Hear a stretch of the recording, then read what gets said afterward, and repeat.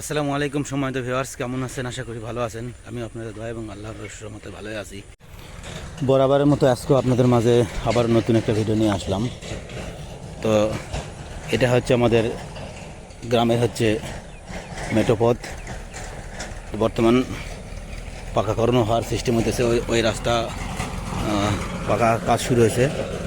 ওই সাইডে কতদূর পাকা হয়েছে, এই যে খোয়া বিছানো আছে, গাড়ি যাইতেছে, বালু যাচ্ছে, রাস্তার কাজ চলতেছে। এগুলো মাটির রাস্তা ছিল, কাঁচা রাস্তা ছিল, এগুলো কাজ অলরেডি চলতেছে। ঠিক আছে, এই রাস্তা খনন করতেছে, বালু ঢালতেছে, রাস্তা পাকা হবে মোটামুটি ভালোই গভীরভাবে করছে।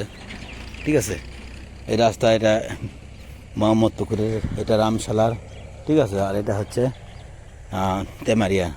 ঠিক আছে, তিন মৌজার তিনটা রাস্তা। এটা তেমারিয়া রাস্তা না, এটা রামশালা মৌজারে, কিন্তু তেমারিয়াদের প্রয়োজনে তেমারিয়ারা চলাফেরা করে বিধায়ী তেমারিয়ার মেম্বার চেয়ারম্যান করছে। ওটা আপনার মোহাম্মদ পুকুর, আর পিছেরটা হচ্ছে রামশালা মৌজার, আমাদের রামশালা মানে কাজ করছে, এইভাবে ভাগ করা আছে সম্ভবত। ঠিক আছে, এইভাবে কাজ হইতেছে, কারণ ওইদিকে যখন কাজ করছে তখন আমাদের রামশালা মৌজারে ব্রিজপত্র করছে, বাকিটা আর কতটা বাকি আছে ওইটা করবে। আর এইটুকু তেমারিয়া মৌজার মেম্বারে খোয়া বিছাইছে ওইদিকে মোহাম্মদ পুকুরের। ঠিক আছে, আমাদের এই রাস্তা রামশালা মৌজার জমির উপর দিয়ে গেছে, কিন্তু কাজের ক্ষেত্রে ভাগ করা আছে তেমারিয়া মৌজার কারণে, তেমারিয়ার চলাচলের জন্য। ঠিক আছে, তো খুব ভালো, খুবই সুন্দর লাগছে বিকালের পরিবেশ। আমাদের এলাকা ধান পাকা শুরু হয়েছে, ধান কাটা। এদিকে আপনার ধান কাটালে সব আলু লাগানো হবে।